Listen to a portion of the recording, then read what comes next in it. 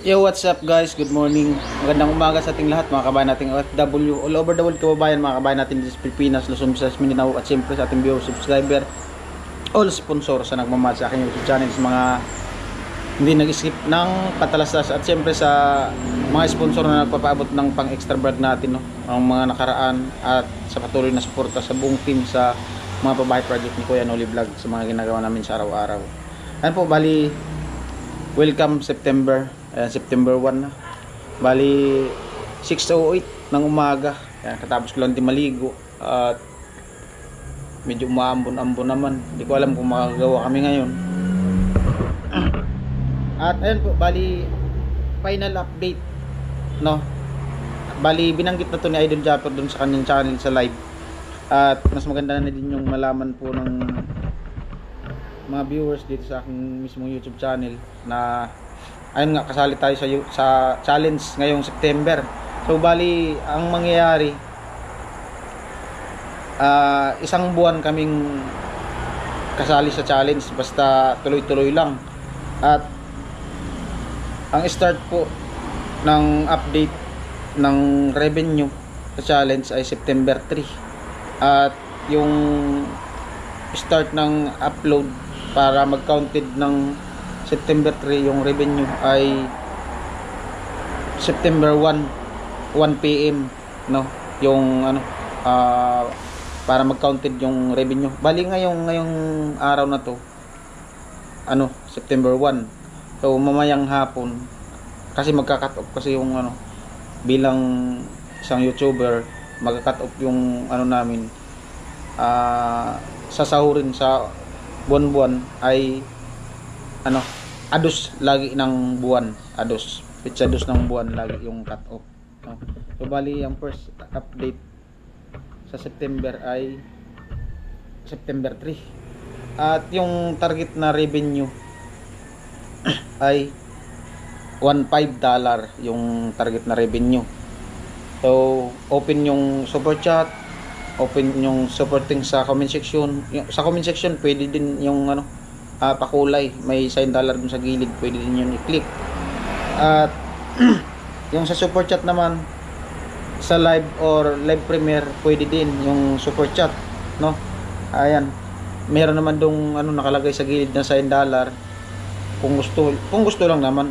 So binabanggit ko na din kasi yung iba nagtatanong din kung paano yung ano po, yung sa gilid na sign dollar, yun po yun, pag click nyo po yun, may option dun kung magkano yung gusto nyong ibigay, i-super chat, ipakulay sa aming channel, no?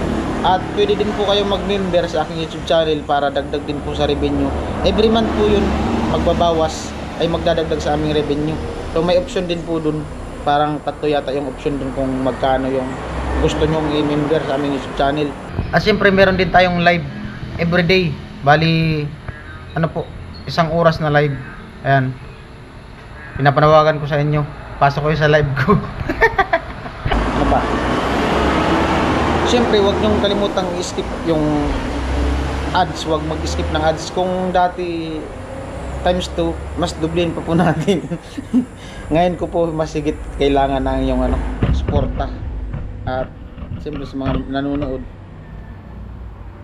yung mga nakaraan na challenge ng August, wala silang premyo, tanging yung sahod lang at opportunity sa channel yung nakuha nila. So ngayon may good news, meron pong ano, merong premyo sa ano, sa mga sa challenge. Pag ikaw yung pinakamataas na views, total views sa loob ng isang buwan, ay makakasali ka ulit sa ano, sa next challenge next month, October. O magandang opportunity yun. Tapos kung mahit man natin yung 1.5 or tumaas pa, di mas maganda.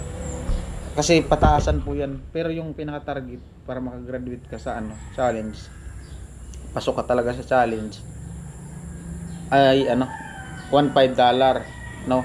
Kung sumubra man ay di mas maganda kasi maging okay yung ano natin kahit paano.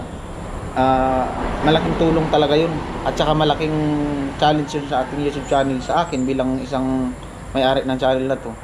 Malaking ano yun, malaking tulong yun, no?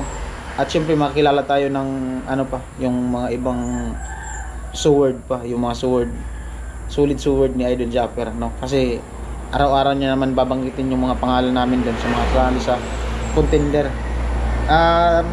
Ano nga yun? Total natin kung magkano yung kailangan nating target every day. 1.5 divide 30. 31 yata ngayon eh. 31 yata September, no? O sabihin natin 30. Kailangan meron tayong $50 a day para ma-hit natin yung revenue.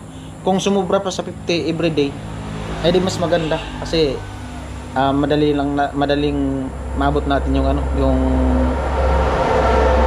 $150 kung lumagpas tayo ng 50 or umabot. Kung hindi man na tayo umabot, so wala tayong magawa. Kung hanggang doon lang yung kaya talaga ng ating mga vlog, ng mga views, ng ating revenue, no? Ayan. At syempre salamat sa sa mga magsusuporta at sumusuporta na, no? Ayan. Salamat ng marami. At syempre kay Idol Japper, kay Kuya Noli. Syempre kung hindi naman dahil kay Kuya Noli, di tayo makilala ng sword, no? Sa mga hindi nakakaalam, unang collab namin ni Kuya Noli ang subscribe, yung mga bago kong subscriber, bago namin subscriber. Alam naman to ng mga ng mga dati pang subscriber noon. Unang collab ko kay Kuya Noli, unang collab namin. Unang lapit ko kay Kuya Noli, ang subscriber ko noon pa lang 400 plus. Tapos ayun, nagsama-sama ko sa kanya doon sa Burias. Hanggang sa umabot yung subscriber. Matagal ma-monetize noon, hindi kagaya ngayon na maraming nagsusuporta talaga.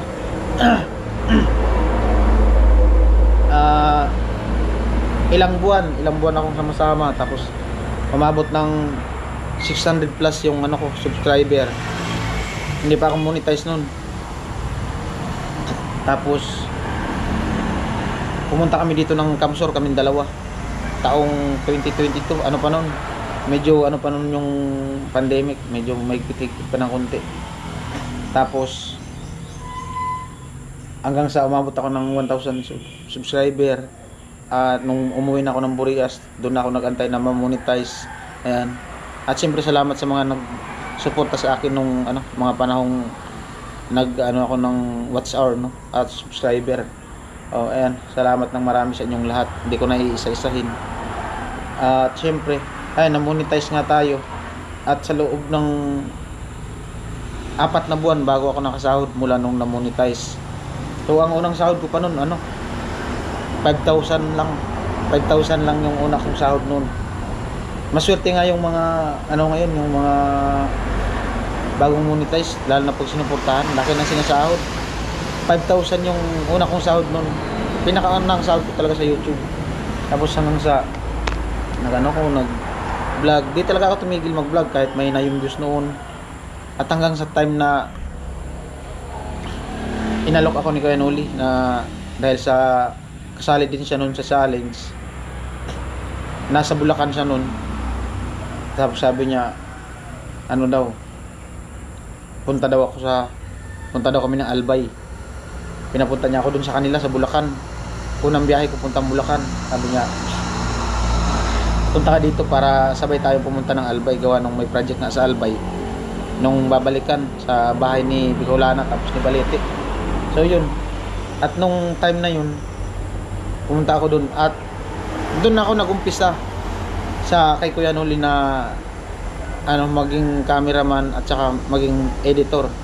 So sa hindi nakakaalam, naging editor po ako ni Kuya Noli at cameraman dun sa Bulacan hanggang sa Albay na. Nung nagbiyahe kami papuntang Albay. Ayan. At nung time na yun na papunta na kami ng Albay, pinasunod din namin si Karot, sinabay namin. Dinaanan namin si Karot man ng Pasakaw, no? Pumunta kami ng Albay. Ayan. So, inuulit ko lang yung kwento para malaman ng ating mga bagong viewers, lalo na ngayon kasali tayo sa challenge kung paano nangyari. no, naganap ang lahat. Paano nga ba naganap ang lahat? And hanggang sa sa time na pumunta kami ng Albay nga. Ayan, ilang buwan kami doon, 2 buwan yata kami sa Albay. 2 or 3. Tapos nung papunta na kami dito sa Kamsur, time din yun na umuwi si Carrotman. Hinatid namin si Carrotman sa Pili, doon sa kapatid niya, kasi doon nag-boarding house, doon dumaan. Ayun, kami na lang ni Kuya Noli yung natira dito sa sa Kamsur. Nung time na yun, nung time na na-vlog si Rika, doon nag-umpisa yung nag-umpisa talaga yung team Paway sa Albay. Tapos pumunta kami dito sa Kamsur. Kami na lang ni Kuya Noli yung natira. Si Carrotman umuwi. Hanggang sa na-vlog na si Rika at nag-viral, nag-boom. At nabuo na yung nadagdagan yung team Paway. Ayan. At siyempre salamat sa mga nakasuporta sa amin nung mula Balatan hanggang dito sa Kamsur. Mga pabahay project ni Kuya Noli, mga nagpapaabot ng budget sa pundo ng mga pabahay. Ay, maraming salamat sa inyong lahat. At ayun, yun lang, sinabi ko lang yung totoo. Ayan, so maraming salamat po sa mga magsusuporta, at lalong lalo sa Sword family, nila Idol Japper. Grabe, noon talaga nangangarap talaga ako na kailan kaya, sabi ko sa sarili ko, sana makasali ako sa challenge, kasi malaking opportunity sa aking channel yun na kung suportahan ka ng mga viewers, maganda talaga ang sasahurin. Malaking tulong yun. Malay natin pala rin tayo sa challenge na to, tapos mahit natin yung or sumubra pa. Mas maganda nga kung sumubra. Plano ko din talaga na bumili ng lupa, kasi wala naman talaga kaming sariling lupa. So ngayon, umpisan ko nang bumili ng lupa per cubic. Ayan, nanawagan po ako mga kapuso, kabarangay, kapamilya. So puntahan nyo yung aking YouTube channel. Ayan, huwag nyo skip yung patalastas. At tawagin nyo yung mga kapitbahay nyo, mga kaibigan, sabihin nyo, i-share yung vlog ko sa Facebook or sa YouTube. Malaking tulong yun. At ikampanya yung yung mga vlog ko na panoorin. Alright, yun lang. Maraming salamat. At once again, magandang umaga sa ating lahat. Ayan, welcome Berman, September 1 ng umaga, Lunes. Ayan, sa mga OFW, ingat po kayo. At advance Merry Christmas na lang po sa lahat. Alright, bye bye.